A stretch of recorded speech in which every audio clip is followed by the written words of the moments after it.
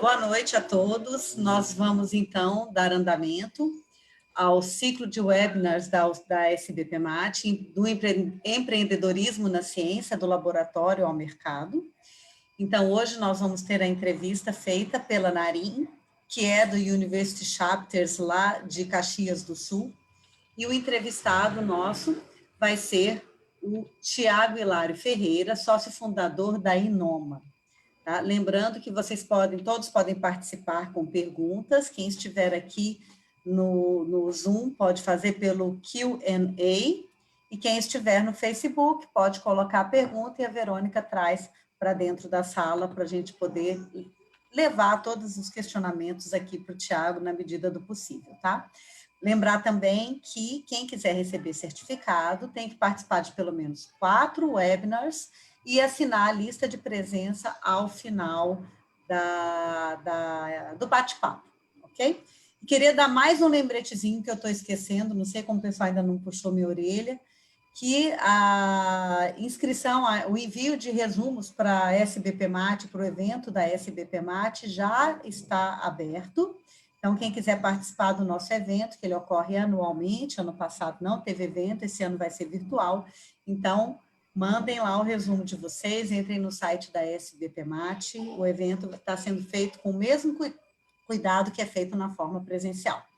Então, agora eu vou deixar nas mãos da Nairim para ela conduzir essa conversa com o Tiago. Bem-vindo, Tiago, e obrigada por aceitar o convite. Boa noite, obrigada a todos por aceitar e especialmente obrigada por aceitar nosso convite, Tiago.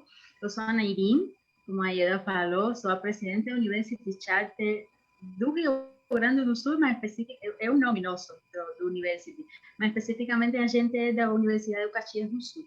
Eu sou postdoc da Universidade de Caxias do Sul, formada em Química, mas com a pós-graduação em Engenharia de Materiais. Então, para seguir a mesma linha que a gente tem tido nas lives anteriores, a primeira pergunta que eu sempre faço a todos os entrevistadores, porque tem quase 60 pessoas aqui assistindo pelo Zoom, deve ter muitas mais lá no Facebook, que a gente não pode contabilizar, mas aqui pelo menos tem quase 60 pessoas. Então, tem muitas pessoas que talvez não saibam a que se dedica a sua empresa.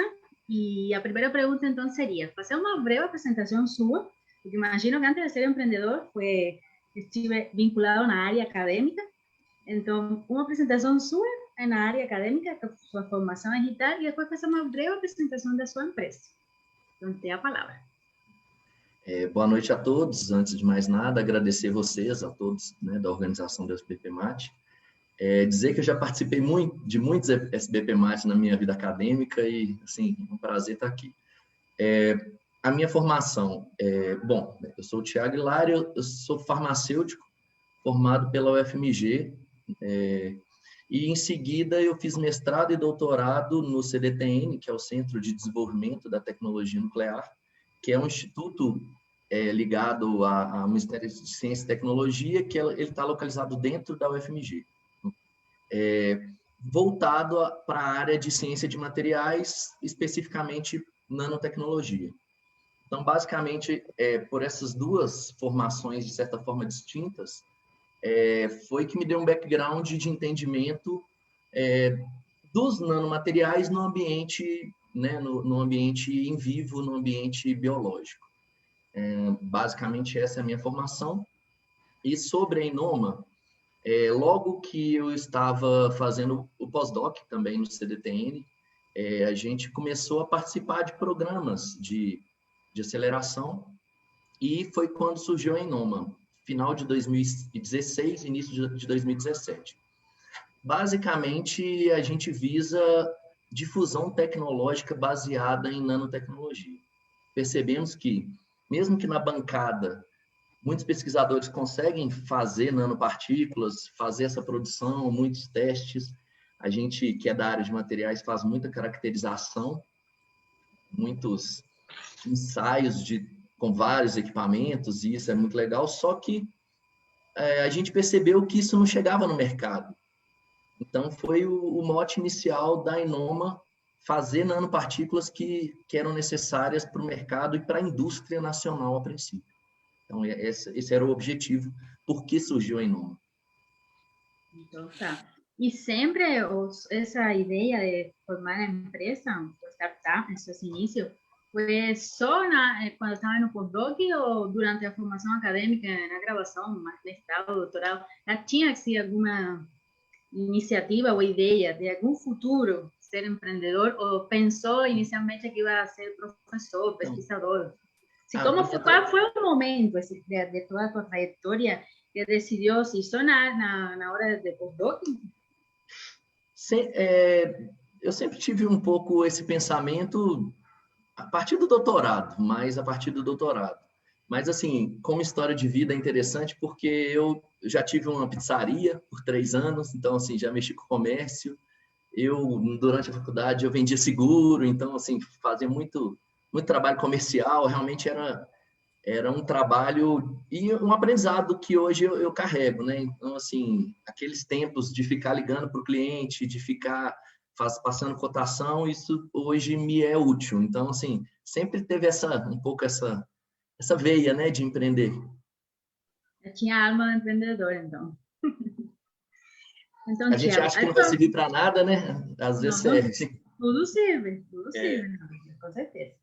Então, Thiago, para que fique um pouquinho mais claro para as pessoas, qual atualmente é a contribuição de sua empresa para a sociedade brasileira, imagino? Não sei se tem também produtos no exterior. Se fala um pouco mais do produto que desenvolve a empresa. Sim, hoje a gente trabalha com o carro-chefe é o nanoativo de prata, que é basicamente uma solução aquosa de nanopartículas de prata com alta concentração e estabilidade. Então, assim, a gente teve até o webinar semana passada, né, da Nanox. A gente se difere um pouco pela concentração das nossas partículas e pela estabilização delas, mas basicamente são soluções de nanopartículas são nanopartículas em solução aquosa. A gente trabalha hoje no projeto zinco também e cobre. Então, a ideia da Inome é ir por esse caminho. Por esse caminho. Então, você como empreendedor, diretor executivo de uma empresa aqui no Brasil, pode me falar segundo sua percepção, não? Quão preparado acha que está o mercado brasileiro para aceitar tecnologia? O mercado brasileiro de inovação, claro, é um pouco complicado porque as grandes empresas, elas fazem inovação, mas para você chegar nas pessoas não é tão fácil. As multinacionais aqui no Brasil, elas estão muito ligadas às suas matrizes, então, de certa forma, você propõe um projeto e se não tiver muito alinhado com o que alguém quer no exterior, é difícil fazer. E as pequenas e médias, elas te aceitam mais, de certa forma, mas você tem que trabalhar junto com elas, fazer o desenvolvimento, fazer um trabalho ativo mesmo. Então, assim, hoje a gente trabalha muito com médias empresas indo para grandes, assim. A gente tem alguns clientes grandes em desenvolvimento, mas, assim, é realmente mais trabalhoso você chegar nessas pessoas. Tá, todas as empresas brasileiras. Sim. Todas as empresas brasileiras. A gente tentou até contato Argentina, algumas coisas, Paraguai, mas assim que foram contatos que não foram para frente. Imagino que nessa área de materiais sempre é muito importante a caracterização do produto, neste caso as nanopartículas que você produz em grande escala. Tem alguma parceria com a universidade, com algum centro de pesquisa da área de Minas Gerais ou de outro estado? A gente começou, quando começou o projeto, era uma startup que, de certa forma, era ligada ao CDTN, que era onde eu e meu sócio, a gente fazia pós-graduação, mas em seguida, por causa de uma mudança de rota mesmo, quando a gente começou a produzir a prata, a gente passou a não ter apoio institucional. Então, a gente trabalhava com laboratórios de parceiros, nesse caso, a Biominas ajudava muito, a gente tinha uma parceria com a PUC Minas aqui, de Minas Gerais, que também ajudou muito, cedeu um pouco, um tempo de laboratório para a gente, e aí foi bancada mesmo, a equipe trabalhando e no desenvolvimento ativo do produto. Mas não tem, assim, equipe gigante de pós-docs e pesquisadores, e realmente foi mais complicado um pouco. Não sei se atualmente será, mas para eu me preparar para a entrevista, eu li uma reportagem que a CBP Match fez para você, e na época você tinha 2 pessoas empregadas na empresa. Atualmente é assim? Ainda continuam vocês dois? Você e o outro cara que eu vi na entrevista? Tem eu e meu sócio, e hoje a gente tem 4 colaboradores. Além dos colaboradores, a gente tem também a nossa parceria, a gente trabalha no modelo que chama outsourcing, né? Que é uma terceirização da produção. Para redução de custo e para deixar a gente fazendo o que a gente realmente quer fazer, toda essa produção ela é terceirizada numa indústria parceira aqui perto. Então, de certa forma, a gente tem várias pessoas atuando e ajudando nisso que não são empregados em Noma diretamente, entendeu? Então, assim, isso ajuda bastante. Nós somos parceiros, né? Sim, sim. Então, é uma pergunta que eu sempre faço a todos os entrevistados, e chama muito a atenção ao público, que obviamente nem todo é cor de rosa, como se falaria na minha terra. Mas pode me falar, aunque já me falou alguns, agora nos primeiros minutos da conversa, quais são os principais desafios que você, como fundador de uma empresa brasileira, passou enquanto empreendedor e como fez para lidar com eles, principalmente? Desafios, obviamente, deve ter tido alguns, imagino, ou vários, sei lá. Mas principalmente, quais foram, se puede citar algunos más desafiantes mesmo, y cómo soube lidar con eles aqui, porque a gente sabe que não é fácil empreender no Brasil. Então tá, vão 3 principais, né? Que até assim são um pouco fáceis de dedução, assim, tempo, dinheiro e conhecimento. Porque em hard science tudo demora um pouco. E às vezes, quando a gente montou a empresa, a gente achou que em 1 ano a gente estaria vendendo, em 2 anos a gente estaria rico, em 3 anos a gente estaria vendendo para uma multinacional. Brincadeira, mas assim, de certa forma a gente imagina que as coisas vão ser mais rápidas. Na verdade, a gente ficamos 1 ano e meio no desenvolvimento ativo do nosso primeiro produto. Então, assim, realmente é muito tempo. A Inoma hoje fez 5 anos, né?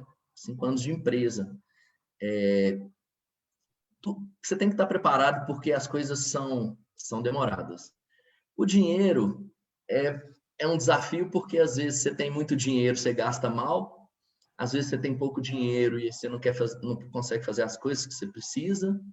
Então, assim, e até para o empreendedor mesmo, eu pessoalmente, você tem que arrumar formas de se manter e manter sua vida, porque sua empresa não está dando dinheiro ainda. Então, assim, isso é um problema, a pessoa tem que pensar nisso.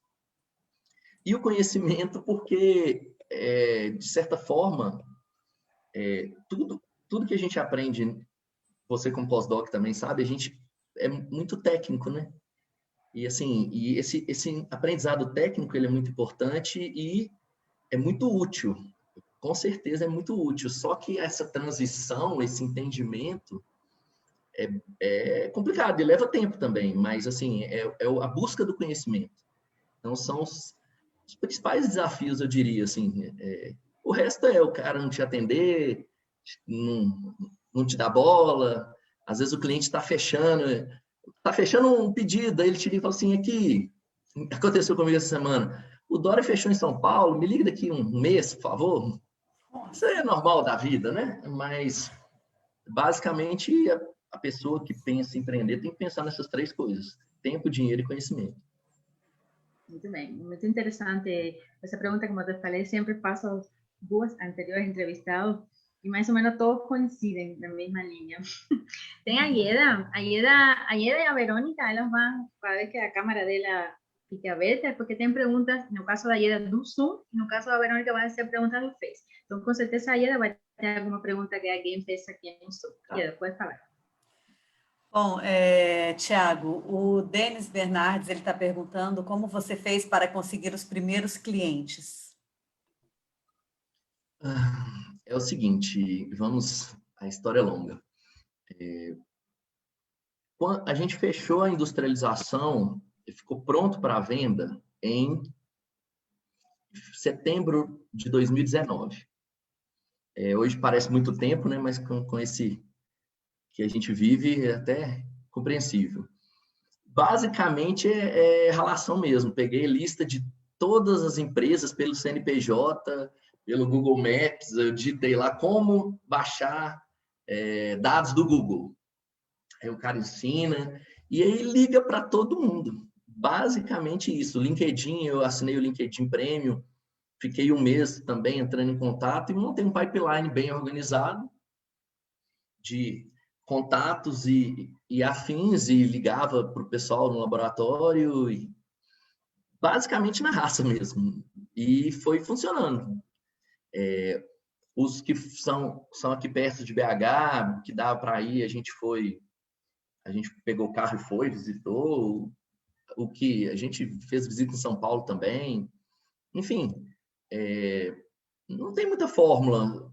Pegamos uma lista nas associações tem muita lista, né? Pessoal de cosmético, o meu mercado é muito cosmético saneante. Então, você pega uma relação da sociedade de cosmético ou de saneante e varre e liga para todo mundo na cara dura que uma hora alguém te atende. Preparei um modelinho, assim, as empresas de venda, eles têm, né?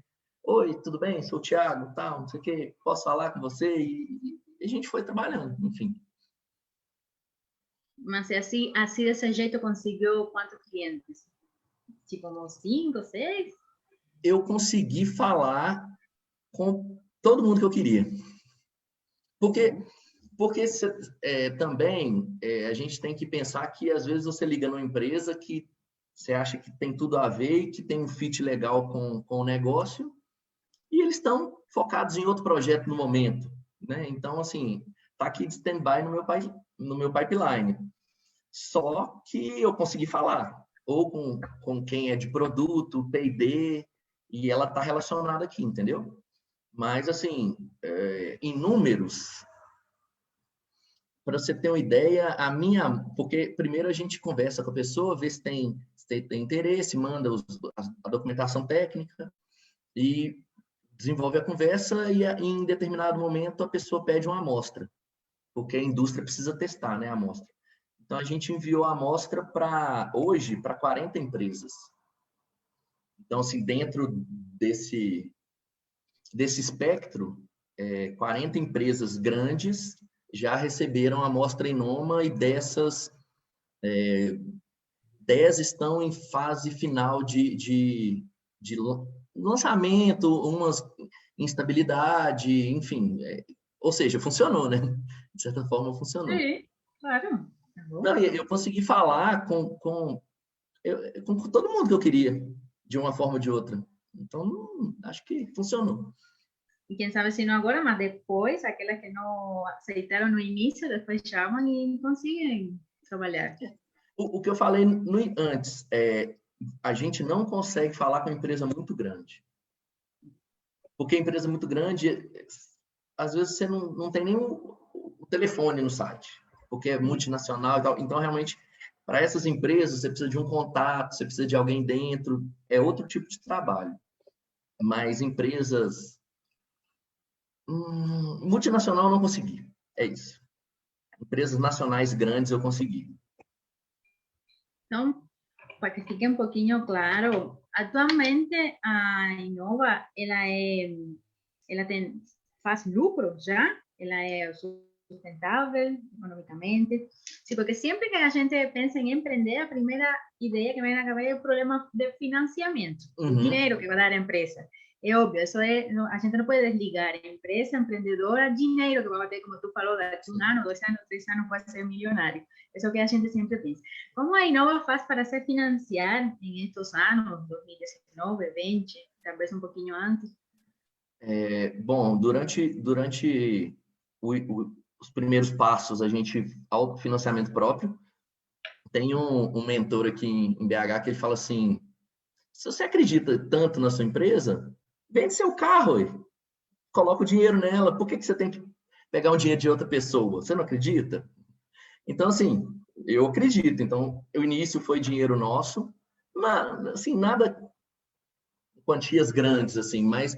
E a partir do ano passado, a gente teve uma pequena rodada de investidor anjo, também que ajudou, e hoje a gente está em fase de tração, que a empresa paga suas contas, mas, assim, preciso de mais um pouquinho para que fique confortável, para que a gente fale assim, olha, já posso viver da Inoma. Mas, assim, não, a gente está chegando, está chegando.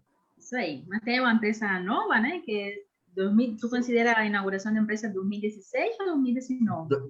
2017 a gente abriu o CNPJ. Tá. E o primeiro produto vendeu no 2019, não? Foi isso?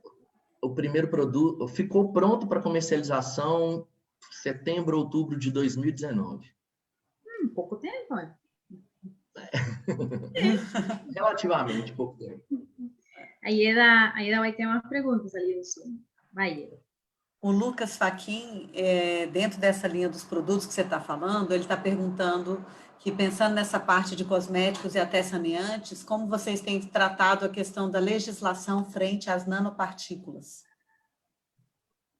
Lucas, é o seguinte, na verdade, a legislação de nanopartícula não existe, né? Assim, o fato é esse. Não, é sério, é sério. O que acontece, assim, vamos colocar saneante e cosméticos. Eles estão tentando aprovar uma legislação, até para a parte agro também é mais ou menos junto.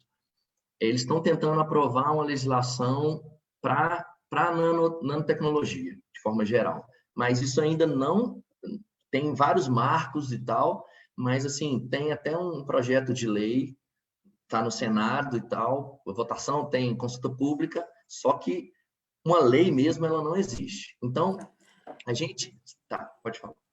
Mas no caso de cosmético tem uma regulação, né? Não sei se é a Anvisa quem faz. Então, assim, a palavra nano, de certa forma, não existe. Então, o que a Anvisa regula? Prata coloidal.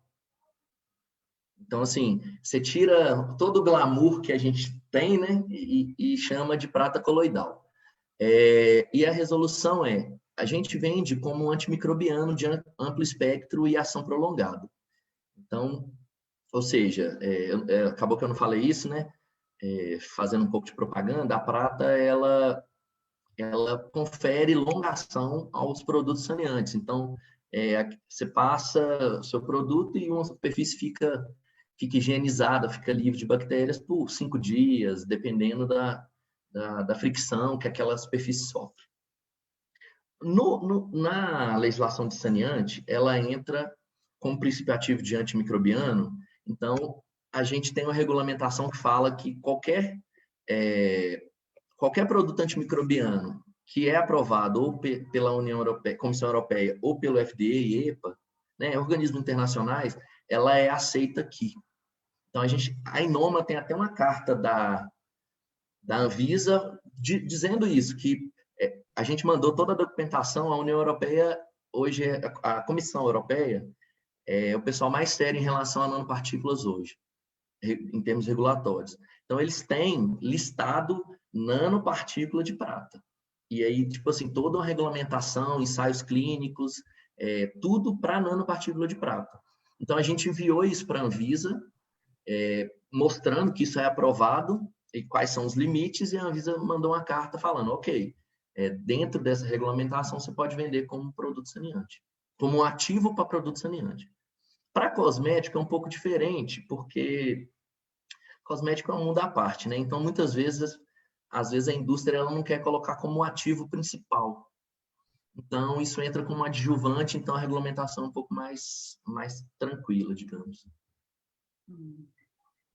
Só para falar uma coisa, tem aqui, por exemplo, Solange está levantando a mão. Só falar que as pessoas encaminhem pelo Q&A para a Prof. Ieda e ela é quem vai fazer as perguntas sempre. Então, não sei, Ieda, tu quer fazer outro mais do público do Zoom? Sim, tem mais uma pergunta aqui da Wendy.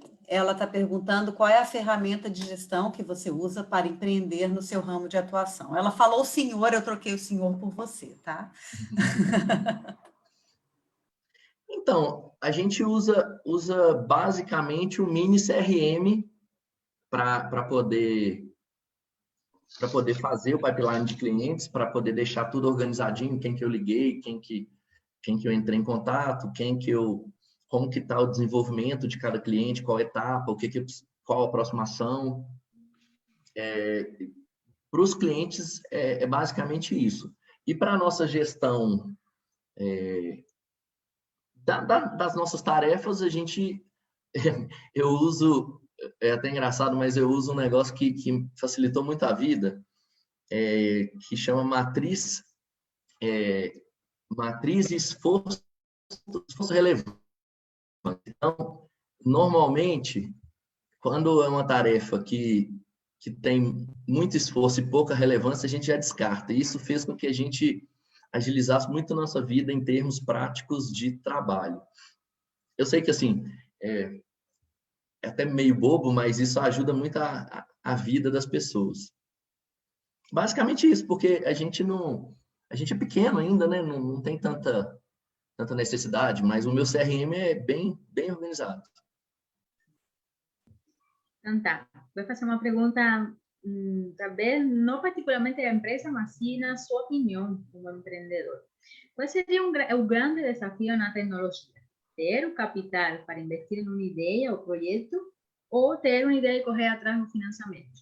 Qual seria o modo superando, assim que você, com a experiência que tem de empreendedor, acha que seria o correto? Qual seria o melhor? Mas o que você chama de ideia? O produto, um projeto, uma ideia de produto, no seu caso, aquilo de outras nanos, por exemplo. Se a parte teórica, se tem a ideia de fazer alguma coisa e primeiro investir e depois, se não, ao contrário. Não sei se dá para entender. Qual seria o grande desafio? Primeiro, ter o capital para investir ou ao contrário? Ou ter ideia e ir atrás de algum financiamento? A gente tem os dois modelos. Assim, como a gente fez o primeiro, então, assim, a gente começou de uma ideia e foi desenvolvendo e trabalhando o capital para conseguir chegar. Então, assim, eu tendo a achar que é melhor, assim, porque realmente, com pouco dinheiro, você não desperdiça. Isso é fato. Você sempre aplica aquilo no que é mais importante. E, às vezes, a gente vê, até no meio acadêmico mesmo, alguns projetos grandes que você vê que o pessoal, às vezes, não consegue chegar e com muito dinheiro. Então, assim, os dois são gargalos. Os dois são complicados, mas pela minha experiência, eu tendo a puxar mais para o lado, assim, desenvolva e vai acrescentando dinheiro ao longo da sua caminhada. Não sou empreendedora, mas também faria o mesmo. Então, a Verônica apareceu, deve ter uma pergunta no Zoom, mas deixa só a Verônica fazer, já que tu falou do mundo acadêmico, tem uma pergunta principalmente do mundo acadêmico, da área acadêmica. Você que foi graduado, mestrado, doutorado, até pós-doc, o que você mudaria, se tivesse a oportunidade, durante o curso da graduação ou da pós-graduação, para preparar melhor ao estudante que no futuro quer se tornar empreendedor? O que estaria faltando no mundo acadêmico? A seu ponto de vista. Você me fez uma pergunta tão complicada. Por quê? Porque, assim, eu penso muito sobre isso, sabe? E a verdade é que a base da universidade, ela não favorece. Ela não favorece, porque, primeiro, os professores, eles estão lá em tempo integral e a maioria deles nunca teve contato com nenhuma ferramenta ou nenhum modo de gestão. Então, assim, como que é o nosso modelo hoje? Você estuda pra caramba, depois que você acaba, faz seu currículo com 30 e poucos anos, às vezes mais, às vezes por volta de 30, você começa a passar no concurso. Então, e aí você passa, ótimo, deu tudo certo, né? Assim, passei. aí você tem que fazer gestão financeira, gestão de pessoas, gestão de projeto. E eu vejo meus colegas professores, às vezes o que o cara menos faz é o que ele gosta, que seria o laboratório, que seria fica lá no computador escrevendo projeto. Então, assim, é complicado. Eu acho que a montagem do sistema não favorece a inovação, com certeza. E, assim, vamos para os alunos. Se tivesse algumas cadeiras que instigassem isso, sabe? Eu acho que seria bacana. E se a gente pensar também, imagina o professor que ele tem 20 anos de faculdade. Pô, o cara já é bombado, já é pesquisador, já tem muita coisa. Aí ele dá aula de uma disciplina de indústria. Ele nunca mais pisou na indústria. Ele não sabe como que faz mais, entendeu? Já passou 20 anos. É complicado, não é culpa dele, mas o sistema é complicado. Por isso que eu falei assim, essa pergunta que você me fez é meio difícil para responder, para eu responder, No assim, ser más, bem sincero. Os entrevistados anteriores coinciden todo, que está faltando un poco de aquel enlace, a práctica da indústria, un poco na formação dos engenheiros materiais, dos químicos. Eso está faltando. Mas, porém, eu acho, e também tem pessoas que acham, que nossa, somos preparados para a ciência, mas aquele método científico, aquele jeito de fazer pesquisa, de alguma forma, ele ajuda aos futuros empreendedores, não? Aquela organização que a gente tem que ter na hora de fazer sua tese de doutorado, se programar, de bater portas para fazer algum teste em algum laboratório que não é o seu. Tu acha também que o método científico que tu se desenvolveu e aprendeu durante tu formação acadêmica, ele te ajudou como empreendedor? Me ajuda muito, muito, diariamente, com certeza. Porque a gente treina uma escrita um pouco mais no fluxo, né? Um pouco mais lógica, os tópicos são colocados, e eu percebo assim, quando eu estou escrevendo uma nota técnica, porque a gente faz muito desenvolvimento com o cliente, muito, porque a indústria demanda isso, então eu percebo que, e às vezes, resolver um problema mesmo, eu preciso fazer uma curva de UV-Vis.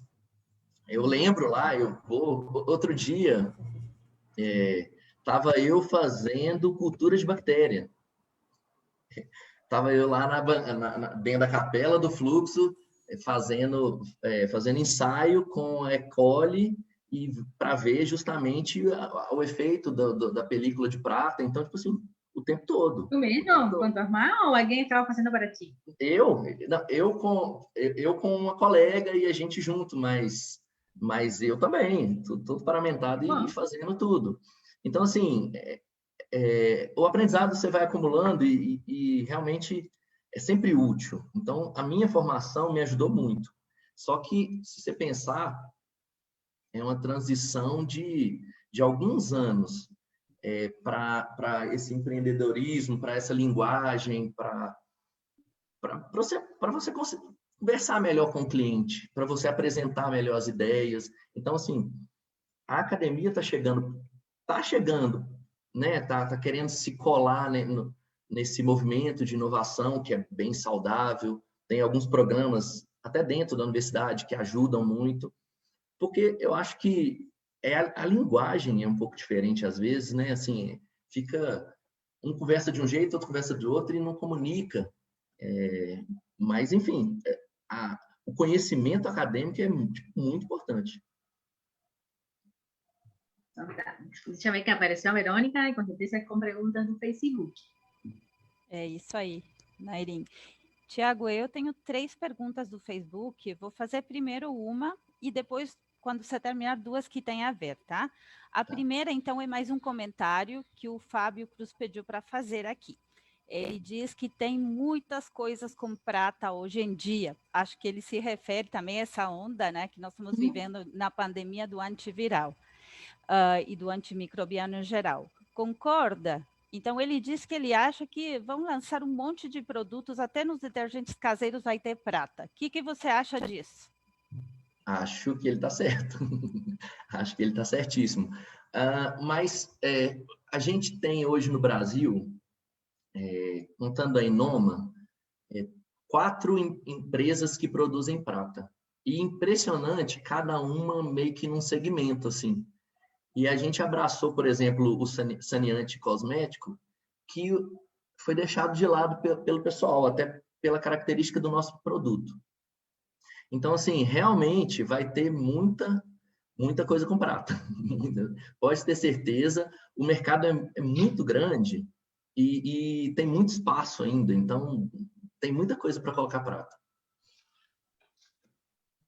Legal. Então, vamos às outras duas Verônica? perguntas. Sim, estão me ouvindo? Sim. Isso. Então, mais duas, então, que tem a ver uma com a outra. Né? Aqui é o Ivan que pergunta se você encontrasse o Thiago doutorando hoje, né? Você se encontra com você mesmo lá atrás. O que você diria para ele? O que você recomendaria para ele fazer, já que você já teve toda essa experiência, né? Tendo essa oportunidade de viagem ao passado. E assim, nessa mesma linha, ele quer saber, francamente, se você recomendaria seguir o caminho do empreendedorismo como uma alternativa à academia, na área de materiais. Bom, o que eu diria para o Thiago doutorando? Thiago doutorando, ele fazia tudo direitinho, meu doutorado foi bacana, defendi até antes, assim, foi bacana a tese. Enfim, eu não mudaria muita coisa, não. Eu fiz o que tinha que ser feito, entende? Em termos de publicação, em termos de... Fui em vários congressos SBPMAT, diverti, fiz vários... eu fiz duas apresentações orais no SBPMAT, em inglês, enfim. Fiquei 6 meses na Itália. Acho que fiz o que tinha que ser feito. Tipo, aproveite.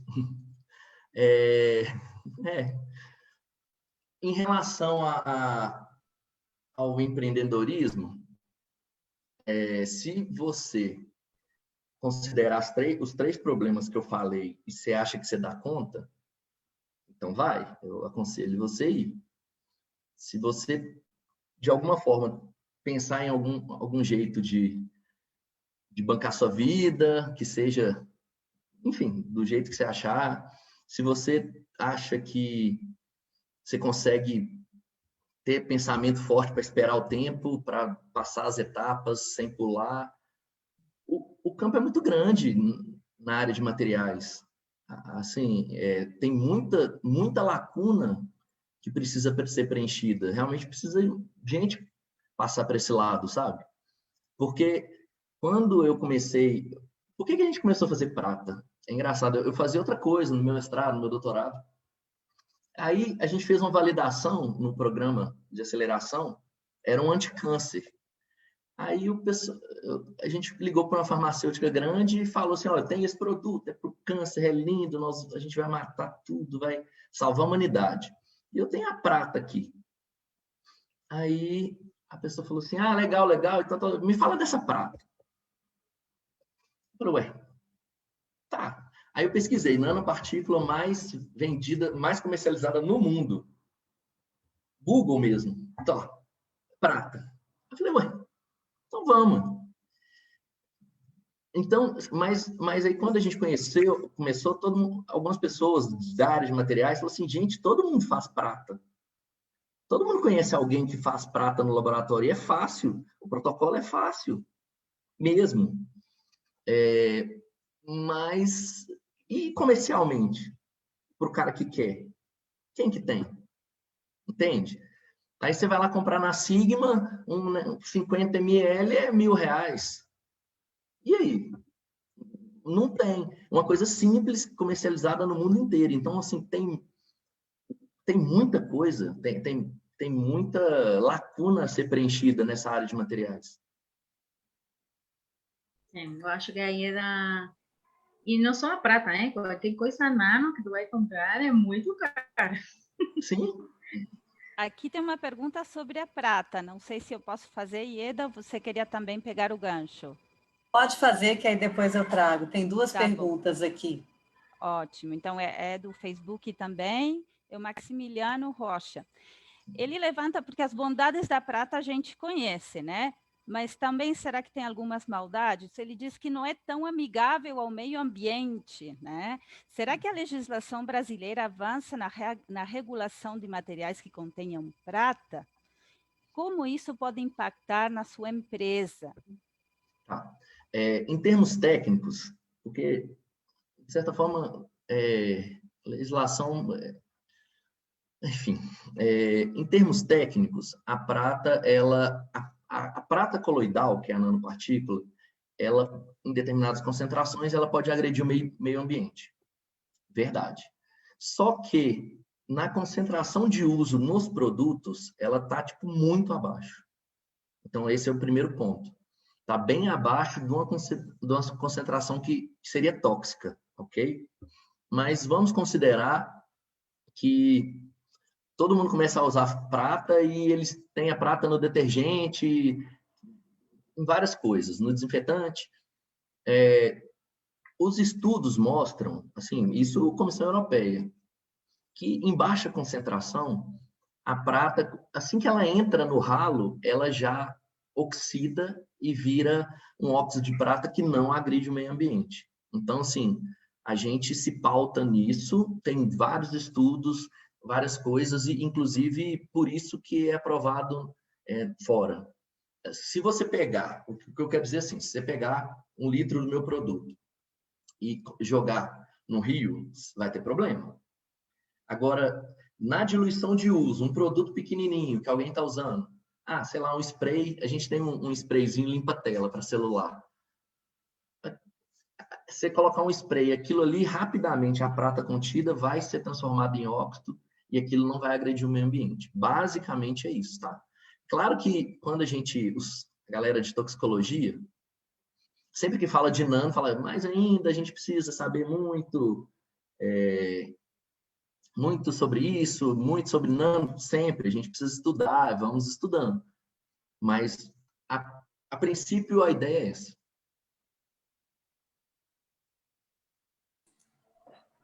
A Verônica deu? Então agora vem aí. Então, agora já tem 3 perguntas ao invés de 2. Bom, uma que vai nessa mesma linha do que você está comentando, né, sobre os produtos, o Davino Machado, ele está perguntando quais outros nanomateriais você acha que tem potencial para o mercado brasileiro absorver além da prata? Bom, o que eu entendo, a gente está fazendo muito antimicrobiano, e trabalhando algumas coisas de indústria de transformação. Então, assim, os óxidos metálicos, eu acho que vão ter uma entrada muito bacana, tanto óxido de cobre, óxido de zinco, além da prata. O ouro, eu não sei como que a galera do ouro se está produzindo em larga escala. O ouro também é bacana. Eu apostaria nas ferritas. As ferritas, elas têm características bacanas. Ferrita de níquel, que eu conheço mais, assim, que eu acho mais elegante, ela tem algumas propriedades bacanas para revestimento. Então, assim, a princípio, eu iria nos óxidos metálicos, mas é porque eu entendo mais. Mas se você for para... Tem os orgânicos, tem as nanoemulsões, tem as lipossomas, e aí tem uma vasta gama de coisas também que são bem interessantes. E eu nem estou entrando carbono, grafeno, né? Que isso aí, acho que a gente nem precisa, né? Mas eu iria um pouco nessa linha. Tem as sílicas também, tem muita utilidade, as sílicas. Tem Ieda, mais? Tem mais 2 perguntas aqui. O Denis Bernardes pergunta se você considera que começar a empreender no Brasil é um processo árduo. trabalhoso. Ah, gente, é tudo que o povo fala mesmo, é complicado. É complicado. E outra coisa, contar para vocês que na hora que você começar a emitir nota fiscal e pagar imposto, aí você vai ver e aí você chora, porque o sonho, eu lembro que eu e meu sócio, o sonho era emitir a primeira nota fiscal, porque todo mundo de inovação fala que você tem que emitir uma nota fiscal para, né, falar que você vendeu, que tem um produto, que alguém comprou, enfim. Aí quando você emite a primeira nota fiscal, aquele tanto de imposto dá uma desanimada. Você fala assim, nossa, sério? Então, assim, até na alegria tem umas tristezas e vamos seguindo. Porque também é muito legal, sabe? Você tem muitas alegrias envolvidas. Então, é árduo, mas tudo que é difícil também, a recompensa é boa, né? Acho que como tudo, né, Tiago? Sim. Nada vem fácil, né? E tem uma outra pergunta aqui da Vânia Santos Brás, que ela pergunta se você acha que hoje há mais recursos de fomento do que anos atrás, apesar da pandemia. Mas então ela está falando desse ano de pandemia. Se desde o ano passado com a pandemia, se tem havido mais recursos. Não vejo isso, não. Pelo Não vejo isso, contrário. não. Não, mas é porque também, eu não sei por que ela formulou essa pergunta assim, dessa forma, mas assim, tem muita startup que recebendo dinheiro, tem muito financiamento, com a situação atual de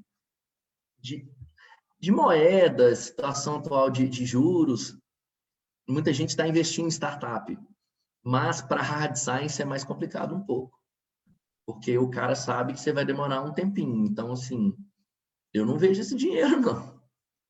A princípio.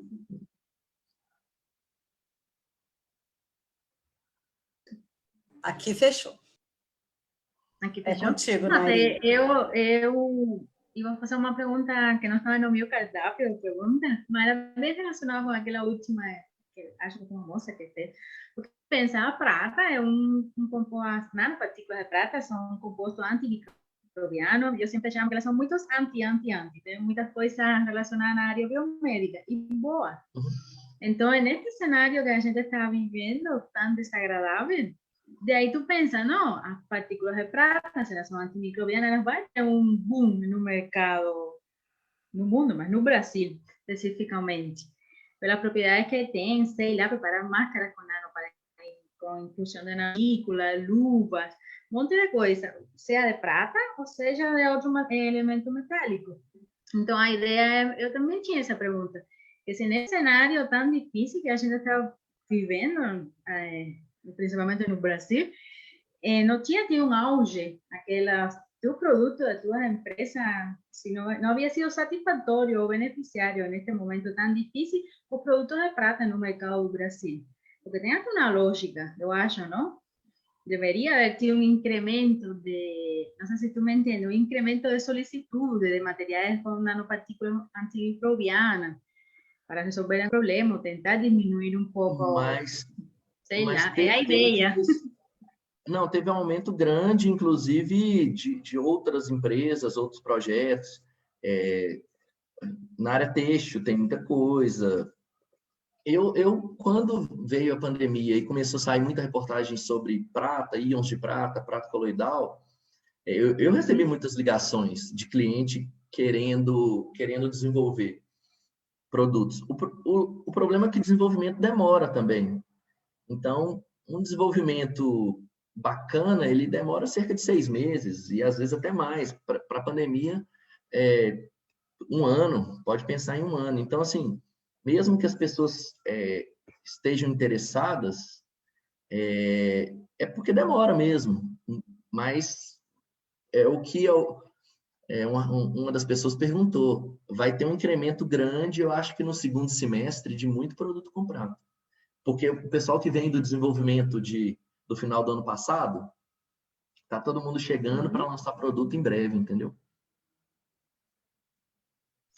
Tá. Tá bom, mas você tem aquelas soluções, né? As soluções producto pronto ya para disponibilizar. Entonces, de repente, cabe a idea así de pensar, ¿no? Tiene un producto ya pronto, una solución de nanopartículas concentrada, no tan concentrada, estaría pronta para lanzar al mercado, até porque 4 empresas, tú falou que tem 4 empresas no Brasil só que se dedicam a nanos de prata, é pouco. Mientras mais a gente tenha, melhor, para surtir o mercado, para suprir as necessidades, principalmente as de agora, as imediatas. Então tá, eu tenho aqui uma pergunta. Ah, vai. Não, pode falar. Tiago. Não, pode falar.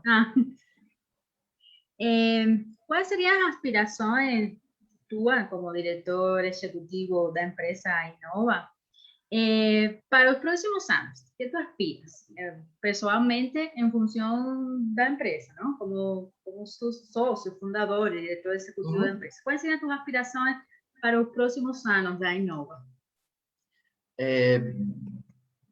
Para esse ano, a gente quer fechar de forma sustentável com tração.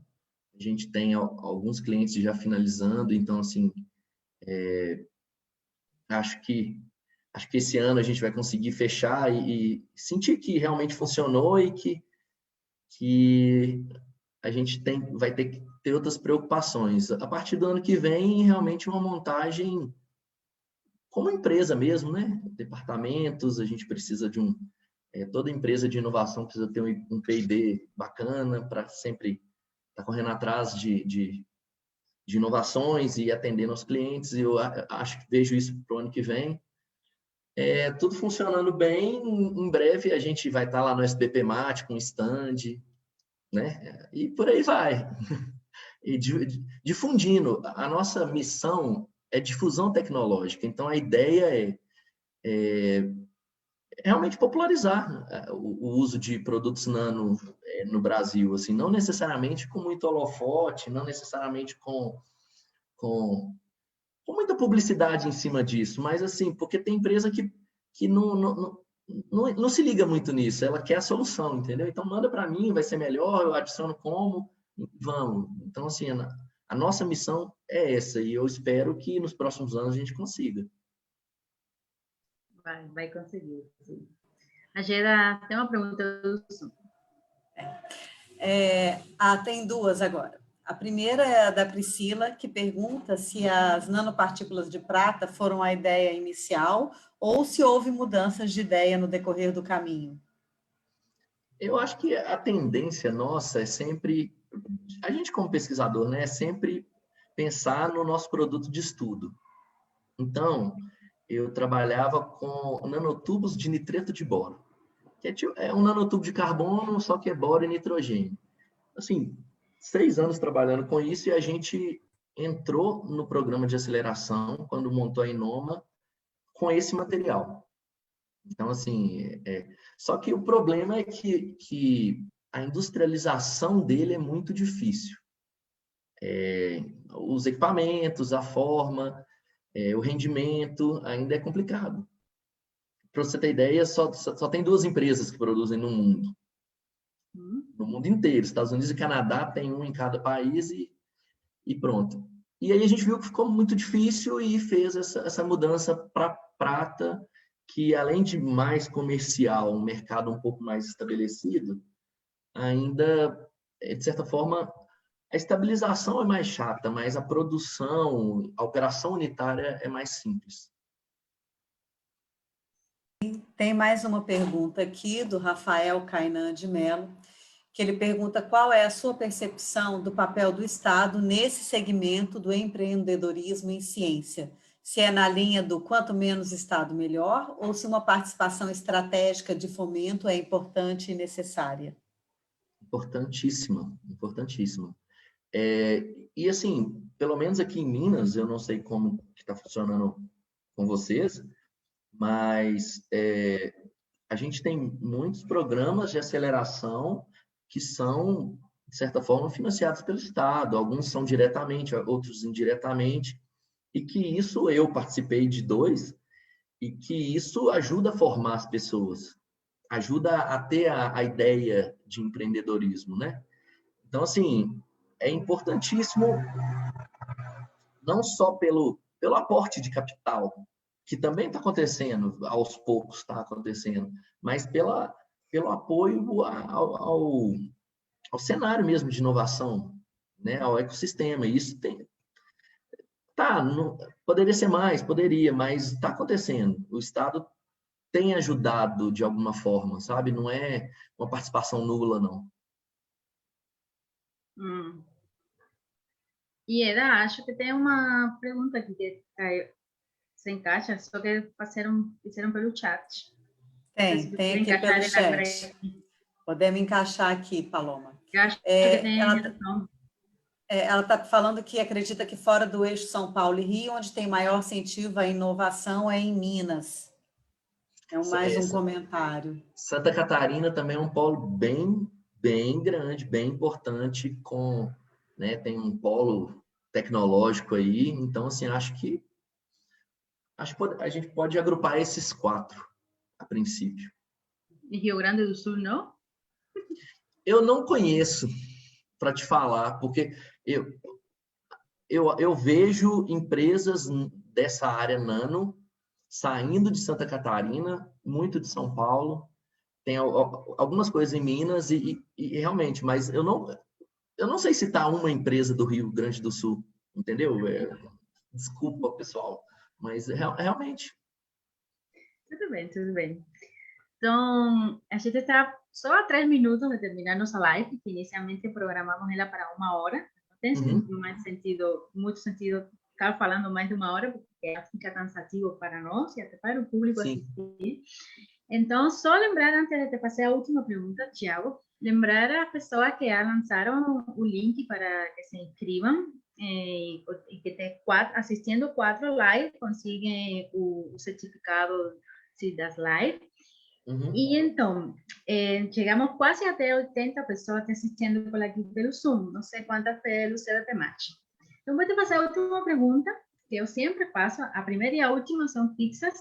Tive até uma pessoa do Facebook que mais ou menos fez, mas agora pode que tenha pessoas que não tenham escutado aquela pergunta e eu vou te perguntar. Se tu deixa para todos nós, até para mim, que também estou na área acadêmica, não penso em empreender, mas quem sabe no futuro, mas com certeza muitas das pessoas que estão te assistindo têm alguma intenção de empreender em algum momento na sua vida, porque nosso grupo de lives, precisamente com esse assunto, empreendedorismo na ciência, do laboratório Mercado. Então, eu vou te pedir que tu deixes uma mensagem para todo o pessoal da graduação, não?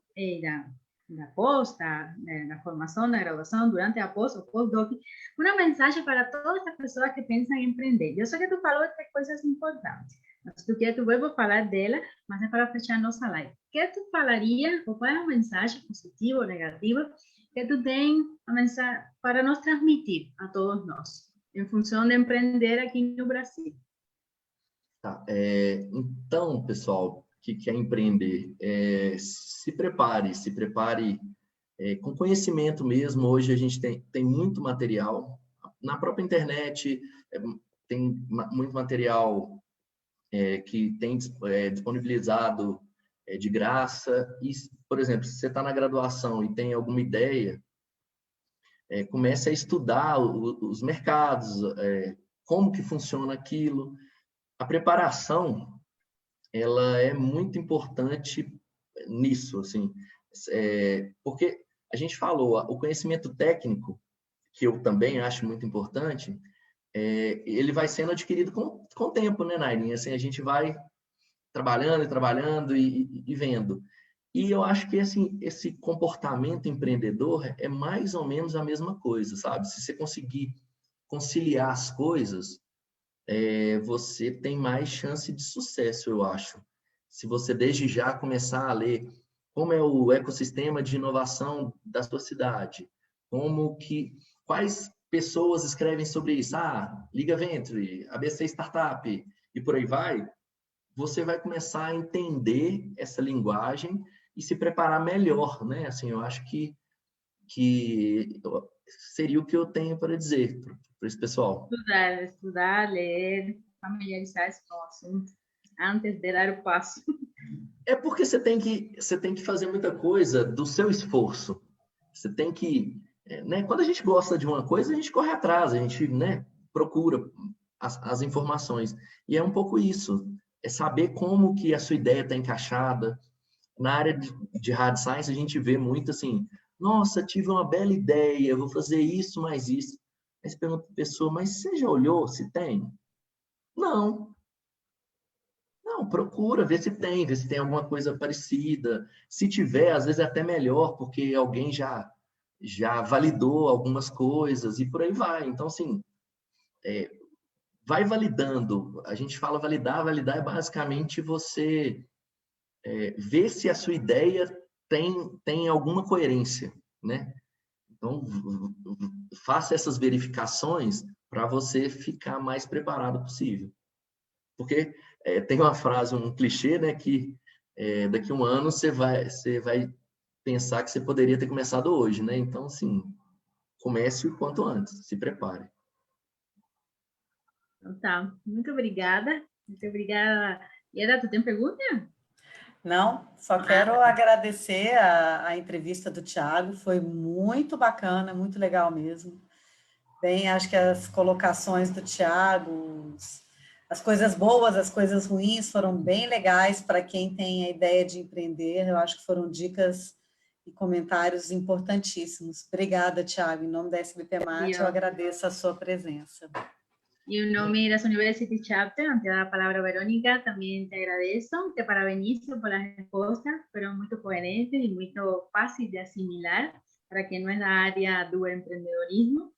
Y solo antes de dar la palabra a Verónica, yo quiero lembrar que tem bastantes pessoas assistindo-nos ainda, que o ciclo da live da CBP Match é durante todo o mês de março, a segunda e a quarta. Então, a próxima quarta, dia 17, no mesmo horário, 18h30 até às 19h30 aproximadamente, a gente vai ter outra entrevistadora, a primeira mulher empreendedora que a gente vai entrevistar aqui no ciclo de live, a primeira, acho que a gente vai ter uma mais, que é Amanda Santos, que é sócia e fundadora da empresa Nanomed. Então, está o convite feito. Se tem interesse, vai fazer essa divulgação amanhã, começaremos, já começou, aliás. Então, era isso. Uma vez mais, parabéns, obrigada pelo seu tempo. E a Verônica, com certeza, vai falar alguma coisa. A Verônica. Obrigada, Narim. Sim, eu só queria agradecer também o Thiago, em nome do pessoal do Facebook, que eu acompanho aqui, que estão agradecendo. Agradou muito também essa live, tem gente falando que ficaria mais 1 hora ouvindo. E eu queria aproveitar também para retomar o assunto que a professora Ieda falou no início, que é a questão da submissão de resumos para o evento anual da SBP Mate.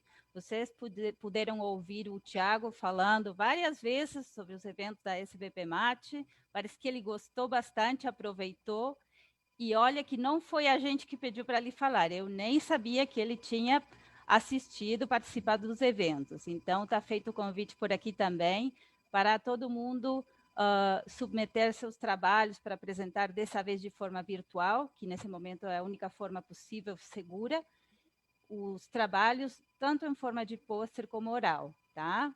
É isso, obrigada, Thiago.